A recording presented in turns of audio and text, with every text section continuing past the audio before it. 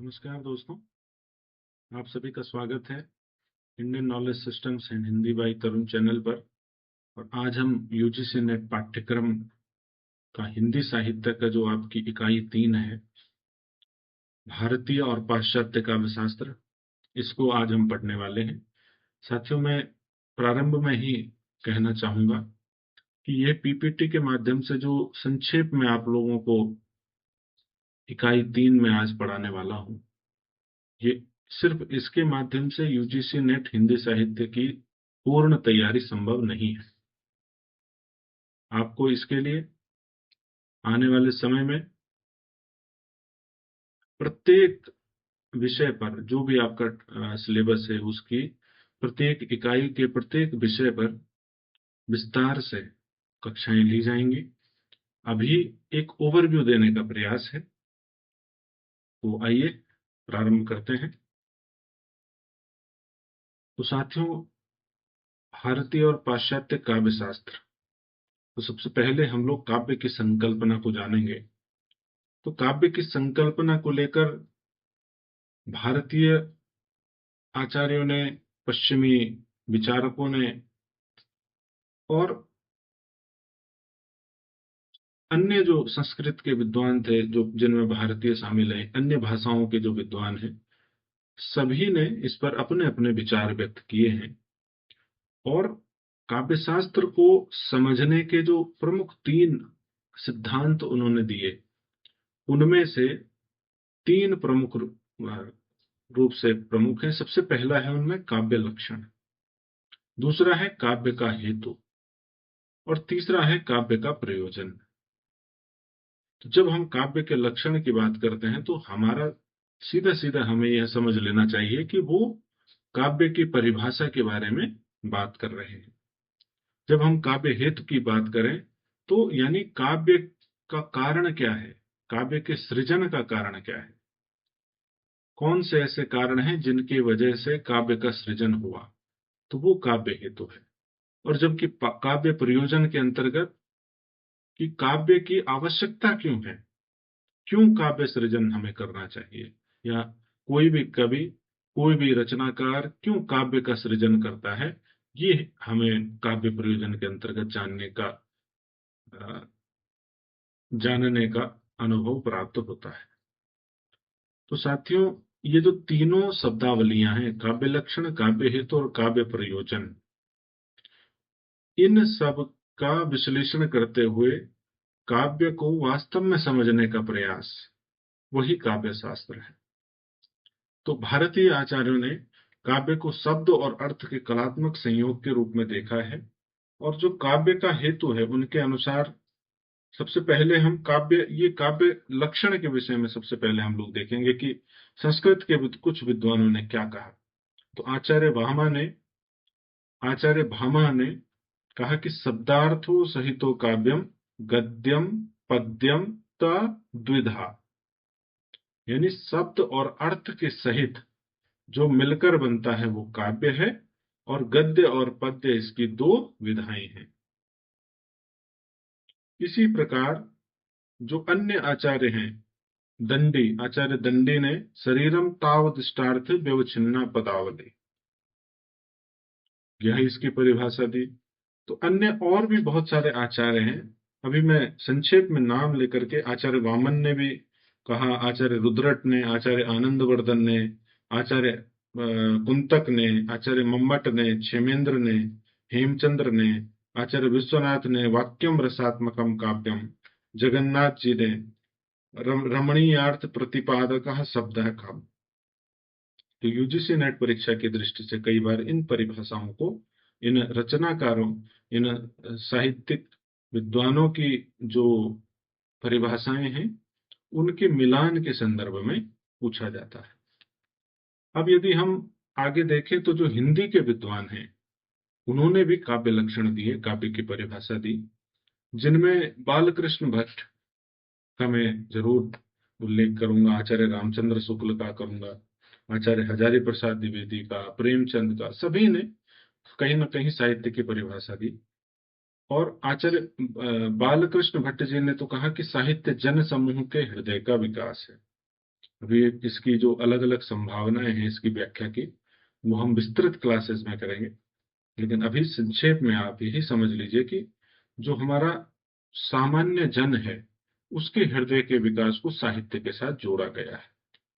इसी प्रकार प्रेमचंद ने कहा कि जिस साहित्य में हमारी रुचि न जगे, आध्यात्मिक और मानसिक तृप्ति न मिले, हमें गीत और शांति, गति और शांति पैदा न हो, हमारा सौंदर्य प्रेम न जागृत हो, न वह हमारे भीतर सच्ची दृढ़ता उत्पन्न करे, वह आज हमारे लिए बेकार है, वह साहित्य कहलाने का अधिकारी नहीं है। तो ये कुछ परिभाषाएं हमारे यहाँ दी। आचार्य शुक्ल ने तो जिस प्रकार आत्मा की मुक्त अवस्था ज्ञान दशा कहलाती है, उसी प्रकार हृदय की मुक्त अवस्था रस दशा कहलाती है। और हृदय की मुक्ति की साधना के लिए मनुष्य की वाणी जो शब्द विधान कर दी आई है, उसे कविता कहते हैं। और इस कविता को हम भावयोग कहते हैं और कर्मयोग और ज्ञान योग के समकक्ष मानते हैं। तो इनकी परिभाषाएं बहुत महत्वपूर्ण मानी जाती हैं। अब साथियों, क्योंकि हम काव्य शास्त्र पढ़ रहे हैं और भारतीय और पाश्चात्य काव्य शास्त्र दोनों को एक साथ देख रहे हैं, तो ऐसे में पाश्चात्य काव्य शास्त्र में जो पाश्चात्य काव्य लक्षण प्रस्तुत किए गए, उनकी ओर भी हमारा ध्यान आकर्षित करना आवश्यक है। और वहां भी वर्ड्सवर्थ ने कहा कि कविता हमारे प्रबल भावों का सहज उच्छलन है। इसी प्रकार कॉलरिज ने कहा कि कविता सर्वोत्तम शब्दों का सर्वोत्तम क्रम है। और मैथ्यू ऑर्नल्ड ने, पीवी शेली ने और इसके अलावा ड्राइडन ने इत्यादि बहुत से विद्वानों ने ये सब बातें लिखी। और इसके पश्चात काव्य प्रयोजन को अगर हम देखें, तो काव्य प्रयोजन को भी हमें देखने की आवश्यकता है। काव्य, उससे पहले काव्य हेतु हमें देखना चाहिए। और इसी प्रकार उन्होंने काव्य हेतु के साथ साथ काव्य प्रयोजन का भी उन्होंने कहा कि काव्य रचना के उद्देश्य या उससे प्राप्त होने वाले जो लाभ हैं, वो काव्य प्रयोजन कहलाते हैं। तो संस्कृत आचार्यों ने बहुत सारे काव्य प्रयोजन दिए, जिसमें यश प्राप्ति, अर्थ प्राप्ति, व्यवहार, शिवेतर यानी रोग का नाश, और परमानंद प्राप्ति जिसे रसास्वाद कहा गया, और कांता सम्यत उपदेश, स्त्री की तरह कोमल उपदेश, ये सब कहा गया। हिंदी विद्वानों ने इसी प्रकार काव्य शास्त्र की परिभाषा दी। कबीर से लेकर के कुलपति मिश्र, देव, महावीर प्रसाद द्विवेदी, हरिओध, हजारी प्रसाद द्विवेदी, नंद दुलारे बाजपेयी, इन सभी रचनाकारों ने काव्य का प्रयोजन अपने अपने शब्दों में व्यक्त किया। जैसे कबीर ने कहा कि तुम जिन जानो गीत है, यह निज ब्रह्म विचार। उसी प्रकार ज्ञान का विस्तार और आनंद की अनुभूति ही काव्य प्रयोजन का उद्देश्य है। काव्य प्रयोजन, तो ये महावीर प्रसाद द्विवेदी जी ने कहा। उसी प्रकार हरिओध जी ने आनंदानुभूति का। तो और इस दिशा में अगर देखें तो जो गणपति चंद्रगुप्त जी हैं, उन्होंने एक बात इस विषय में कही कि हमारे विचार से जो सभी कवि हैं उनका काव्य प्रयोजन एक जैसा नहीं होता। कुछ सृजन की अदम्य आकांक्षा से प्रेरित होकर के काव्य रचना में प्रवृत्त होते हैं, तो कुछ यश, धन, मान, मर्यादा की प्राप्ति के लिए, तथा कुछ अपने आराध्य देव या आश्रयदाता की संतुष्टि के लिए, तो कुछ अपने मत, विचार या सिद्धांतों के प्रचार के प्रयोजन से काव्य रचना करते हैं। तो आचार्य मम्मट की जो उक्ति है उसमें इन सभी तथ्यों का संकेत मिल जाता है। अतः हम उनके मत का समर्थन करना ही उचित समझते हैं। तो ये गणपति चंद्रगुप्त जी ने इस विषय में अपनी बात कही। पाश्चात्य काव्य शास्त्र में भी काव्य प्रयोजन 3 स्तरों पर देखा गया, जिनमें कला, कला के लिए, कला जीवन के लिए, और समन्वयवादी, जिसमें जीवन और आनंद दोनों का समन्वय दिखाई देता है। इस विषय को हम आने वाले क्लास में बहुत विस्तार से पढ़ेंगे। तो इस प्रकार आप देखेंगे कि अब देखिए काव्य का हेतु यानी काव्य का कारण इन्हीं साहित्यकारों ने प्रतिभा, व्युत्पत्ति और अभ्यास का समन्वय काव्य का हेतु माना है। तो इस प्रकार आप देखेंगे काव्य का हेतु, काव्य का लक्षण और काव्य का प्रयोजन, ये सभी आधुनिक दृष्टि में साहित्यिक अनुभव के कलात्मक पुनर्सृजन के रूप में भी सामने आते हैं। आज भी पूरी तरह प्रासंगिक है। जब ये परिभाषाएं दी गई उस समय भी ये पूर्ण रूप से प्रासंगिक थी। इसके बाद साथियों, रस सिद्धांत की जो अवधारणा है उसको हम एक बार देखेंगे। सबसे पहले रस के अर्थ को यदि देखें तो रस के 3 अर्थों की बात की गई है, और उसमें उसमें जो पहला अर्थ है उसमें जो पहला अर्थ है वह है आस्वादन, यानी टेस्ट। दूसरा है आनंद, और तीसरा है ब्रह्मानंद सहोदर, यानी ब्रह्म का भाई। तो इस प्रकार से रस के बहुत व्यापक अर्थ हैं। इसे ब्रह्म के भाई के रूप में भी परिभाषित किया गया है। सर्वप्रथम नाट्यशास्त्र में, जिसके की रचयिता भरत मुनि जी हैं, उन्होंने एक रस सूत्र दिया, विभावानुभावो व्यभिचारी संयोगाद रस निष्पत्ति। इसका तात्पर्य है कि विभाव, अनुभाव और व्यभिचारी भाव के संयोग से रस की उत्पत्ति होती है, रस की निष्पत्ति होती है। इस एक परिभाषा ने रस के 4 अंगों, जिनमें विभाव, अनुभाव, व्यभिचारी भाव को भी हमारे सामने प्रस्तुत किया। बाद में स्थायी भाव को भी इसमें जोड़ा गया।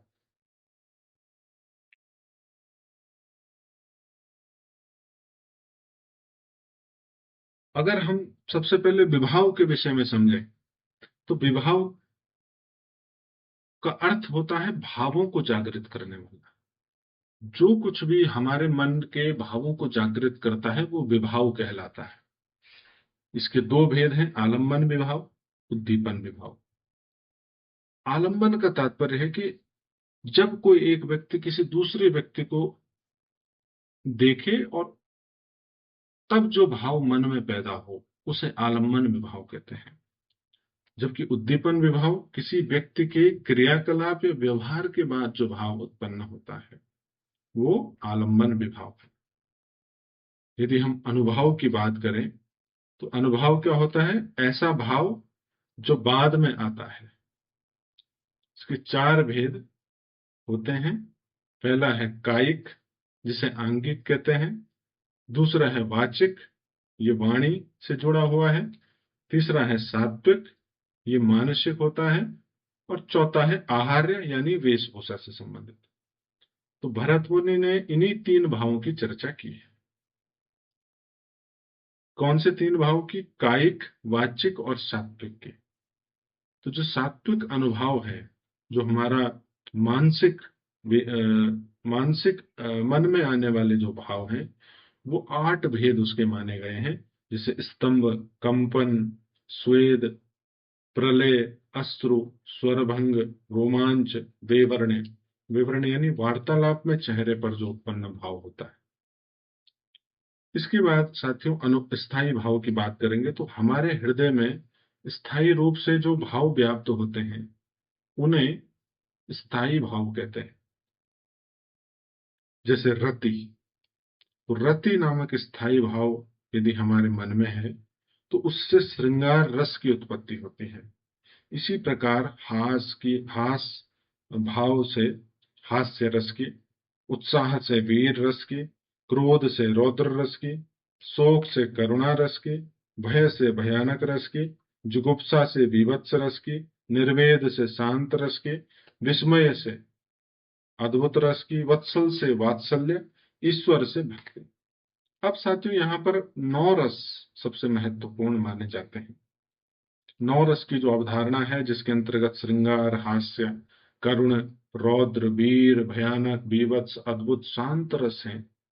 और ये रस केवल विषय नहीं है, पाठक के सौंदर्यात्मक अनुभव से हम इन्हें समझने का प्रयास करते हैं। और इसमें एक और बात जो सामने आती है वो है संचारी भाव या व्यभिचारी भाव।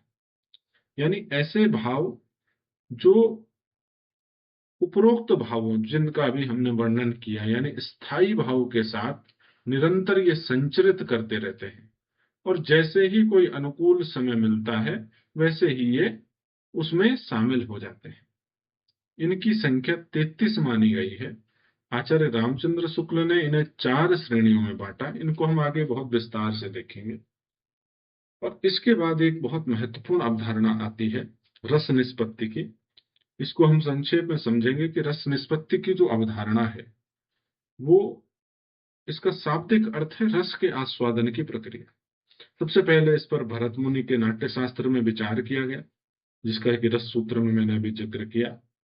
उसके बाद रस सूत्र का प्रथम व्याख्या भट्ट लोल्लट जी ने दी, और उन्होंने मीमांसा दर्शन के आधार पर इसकी व्याख्या की, और इन्होंने ही पहली बार स्थायी भाव को रस सूत्र में जोड़ने का काम किया था। इसके बाद शंकुक ने अपने न्याय दर्शन के अनुमितिवाद के सिद्धांत के अनुसार इसकी व्याख्या की। भट्ट नायक ने भुक्तिवाद के आधार पर रस निष्पत्ति की व्याख्या की।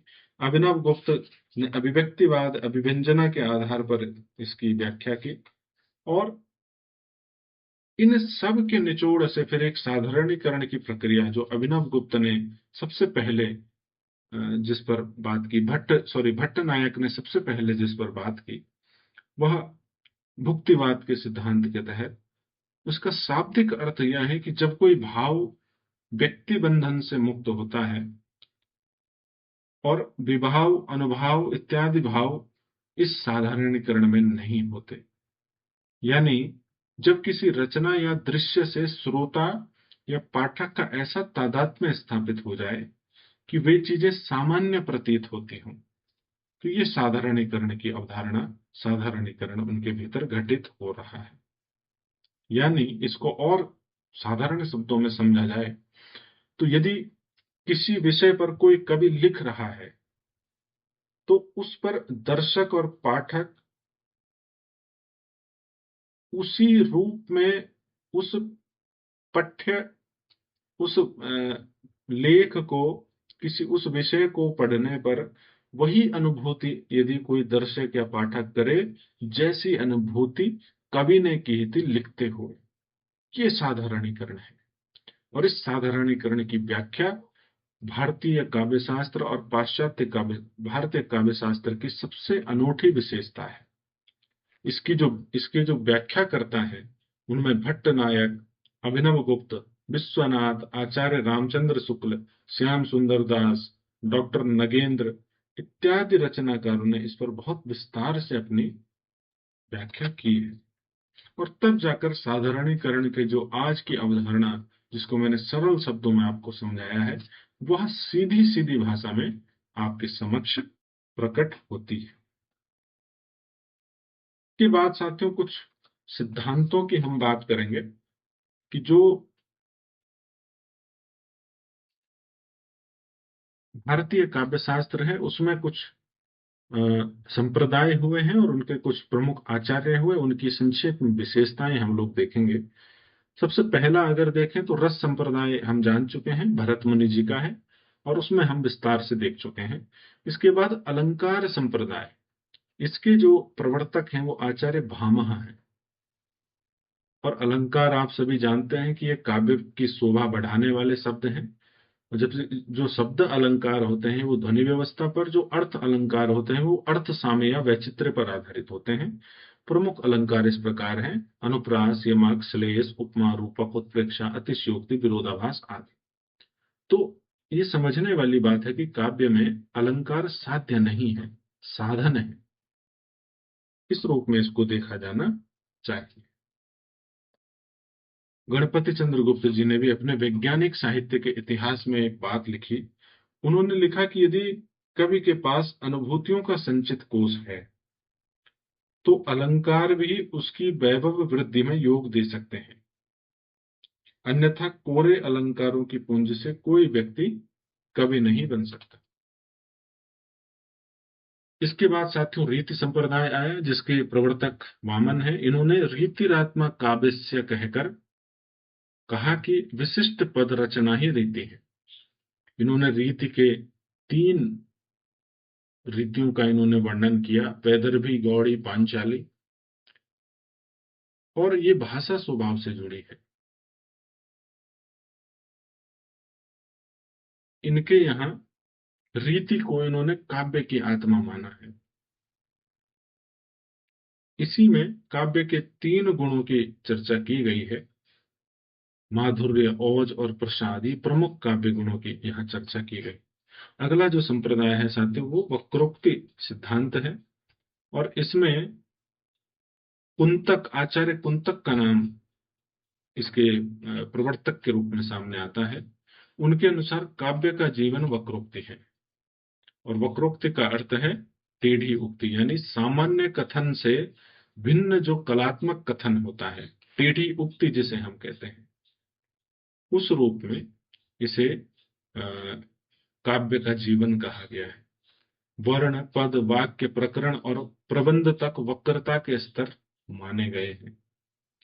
तो इस रूप में आप देख सकते हैं। और अंतिम जो है, इस आचार्य आनंदवर्धन का जो ध्वनि संप्रदाय है, वो इसके अनुसार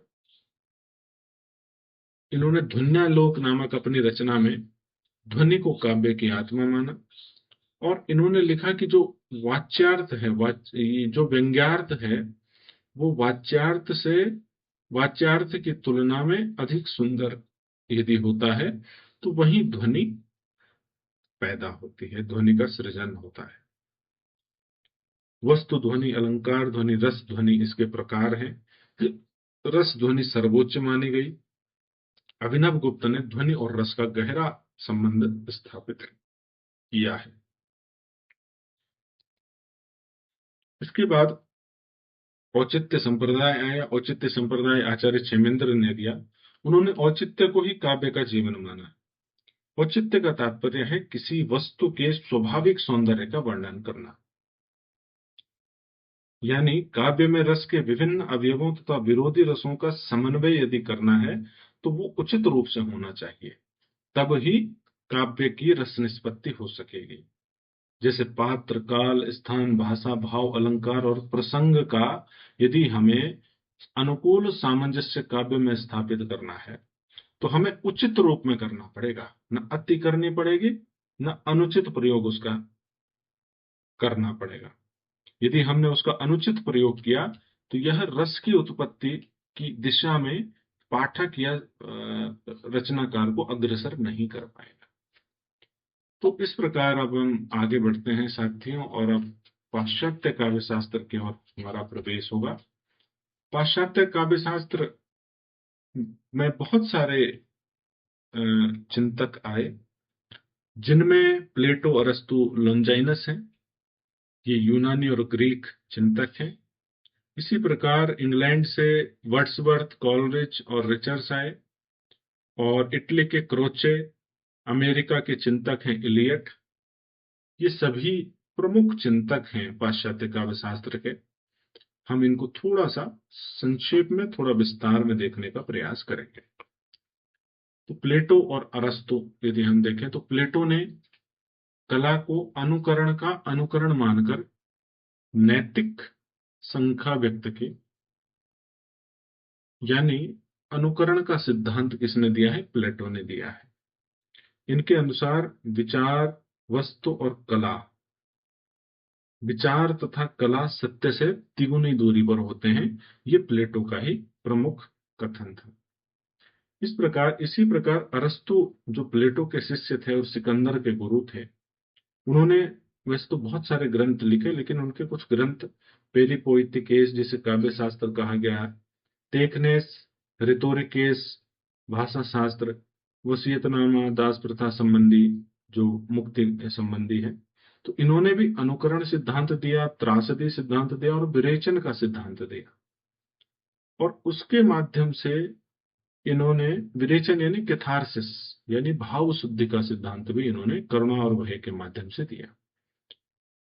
अरस्तु ने पोएटिक्स में अनुकरण को सृजनात्मक माना, त्रासदी में इन्होंने कथानक, चरित्र, विचार, भाषा, संगीत और दृश्य के तत्व बताए, और करुणा और भय के माध्यम से इन भावों के शुद्धिकरण की प्रक्रिया को कैथार्सिस का सिद्धांत या विरेचन का सिद्धांत दिया। इसके बाद है साथियों लॉन्जाइनस, ये लॉन्गिनस और उदात्त, ये भी यूनानी है। इनका ग्रंथ पेरिप्सुस है और इनका सिद्धांत है उदात्त औदात्य का सिद्धांत, ऑन द सबलाइम।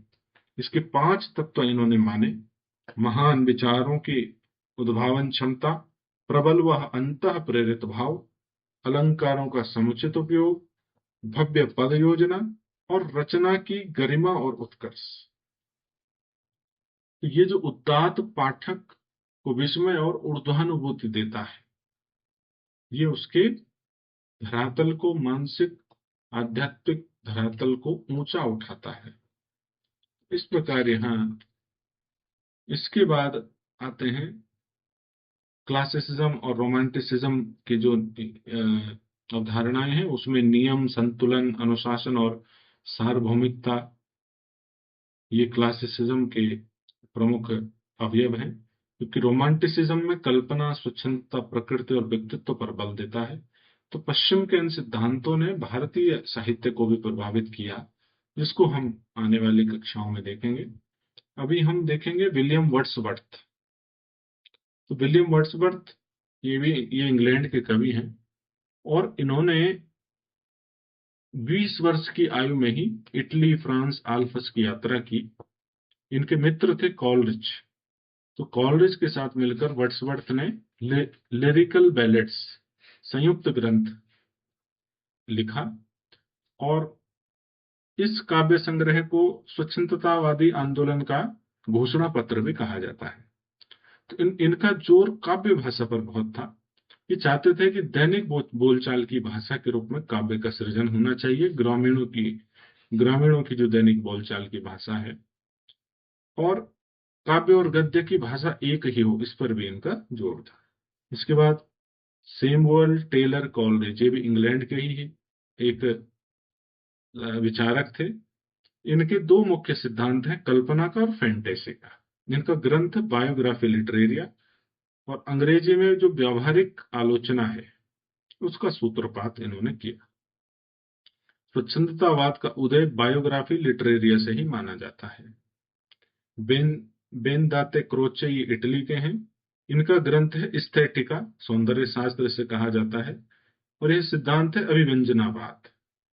आचार्य रामचंद्र शुक्ल ने क्रोचे के इसी अभिव्यंजनावाद को भारतीय जो वक्रोक्ति, अभी जिसका हमने वर्णन किया, वक्रोक्ति सिद्धांत, वक्रोक्ति संप्रदाय, उसका विलायती रूप माना है। तो इसके बाद TS Eliot, Thomas Stearns Eliot, अंग्रेजी के संपादक, अमेरिका के ये थे, और इनका संपादकत्व में द क्राइटेरियन नामक एक पत्रिका निकलती थी जो उस समय बड़ी प्रसिद्ध थी। तो इनकी कुछ रचनाएं हैं, जैसे the Sacred Wood, the Waste Land, जिसके लिए इन्हें नोबेल भी मिला। इनके प्रमुख सिद्धांत थे साथियों निर्वैयक्तिकता, यानी दूसरा परंपरा, और तीसरा वस्तुनिष्ठ समीकरण। तो इनकी एक बात प्रसिद्ध मानी जाती है, जिसमें वो कहते हैं कि कलाकार जितना उत्कृष्ट होगा उसमें भोक्ता और सृष्टा का अंतर उतना ही स्पष्ट होगा। फिर हम देखते हैं साथियों रिचर्ड्स को। आइए रिचर्ड्स, आइवर आर्मस्ट्रॉन्ग रिचर्ड्स, ये इंग्लैंड के हैं। इनके कुछ प्रमुख ग्रंथ हैं, the principle of literary criticism, the practical criticism, the meaning of meaning. और इन्होंने भी 3 सिद्धांत दिए, मूल्य सिद्धांत, संप्रेषण सिद्धांत, काव्य भाषा सिद्धांत।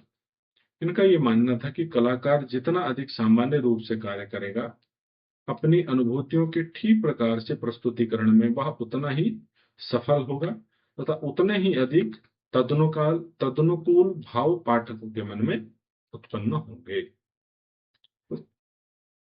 इसके बाद नई समीक्षा इत्यादि ये सभी बातें आती हैं, और मिथ्या, ये सभी आपके उसमें लगे हुए हैं। इनको हम आने वाले समय में विस्तार से पढ़ेंगे।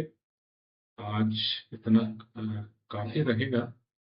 और बहुत विस्तार से हम देखेंगे। थोड़ा सा मिथक को देख लेते हैं। मिथक ऐसी मौखिक कथाएं हैं जिनके लिखित प्रमाण नहीं होते। ये लोक विश्वास पर आधारित होते हैं और इनकी विशेषताएं क्या होती हैं कि मन गढ़ंत कहानियां होती हैं।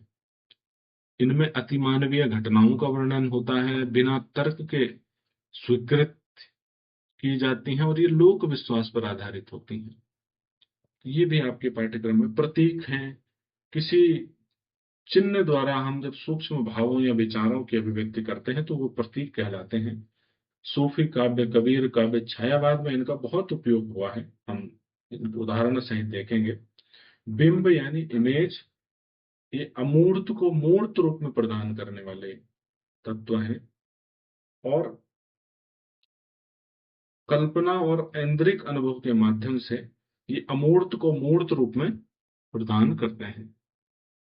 इसके बाद फैंटेसी को यदि देखें तो फैंटेसी कल्पना पर आधारित है और ये हमारी जो निगूढ़ वृत्तियां हैं, जो छिपी हुई वृत्तियां हैं, या जो हमारी अनुभूत जीवन समस्याएं हैं, जो हमारी इच्छित जीवन है, इच्छित विश्वास है, उनका प्रक्षेप या प्रोजेक्शन इन्हें माना जाता है। तो इस रूप में आपके जो पाठ्यक्रम में है इतनी ही बातें लगी हुई थी। हम आने वाले समय में इनको बहुत विस्तार से पढ़ेंगे। यूजीसी नेट पाठ्यक्रम की दृष्टि से आपको ये ध्यान रखना है कि आपको रस सिद्धांत को बहुत अच्छे से पढ़ना है। रस सिद्धांत के जो विभिन्न अवयव हैं, चाहे वो विभाव, अनुभाव, व्यभिचारी भाव, संचारी भाव हैं, उनकी उनके जो संकल्पनाएं हैं उनको आपको अच्छे से समझना है।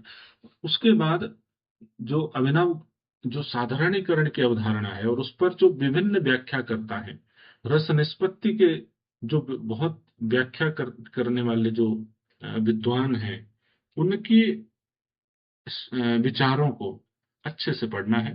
जो नौ रस हैं उनको विस्तार से जानना है, उदाहरण सहित जानना है। अलंकार सिद्धांत, रीति सिद्धांत, वक्रोक्ति सिद्धांत, ध्वनि सिद्धांत, औचित्य सिद्धांत, ये संप्रदाय जो हैं, इन संप्रदायों के प्रवर्तक से लेकर के उनकी प्रमुख रचनाएं, उनके बहुत सारे जो उनके विचार हैं, प्रमुख विचार, उनको आपको अच्छे से पढ़ना है उनके लिए। और उसके बाद जो ये काव्य हेतु से संबंधित ये मैं पहले ही बता चुका हूँ। काव्य हेतु, काव्य प्रयोजन और काव्य लक्षण से संबंधित जो काव्य शास्त्रीय मान्यताएं हैं विभिन्न विद्वानों की, उनको भी आपको एक लिस्ट बना लेनी है। और जब पाश्चात्य काव्य शास्त्र की बात करेंगे तो यहाँ भी प्रत्येक जो विचारक है, प्रत्येक जो रचनाकार हैं, पाश्चात्य काव्य शास्त्र के इतिहासकार हैं, उनके रचनाओं को, उनका समय कालखंड कौन सा है और उनके जो विचार हैं उनको बहुत विस्तार से देखने की आवश्यकता होगी। और उनका साहित्य में क्या योगदान है, भारतीय साहित्य पर उनका क्या प्रभाव पड़ा है। तो इसको हमें यूजीसी नेट परीक्षा की दृष्टि से देखने की आवश्यकता होगी। इसमें कुछ फैक्चुअल क्वेश्चंस आएंगे और कुछ आपके विश्लेषणात्मक प्रश्न आते हैं। तो आपके कंसेप्ट भी क्लियर होने चाहिए और आपको कुछ फैक्ट्स का भी अच्छे से अंदाजा होना चाहिए। तो आज के लिए इतना ही साथियों, बहुत बहुत धन्यवाद। जय हिंद।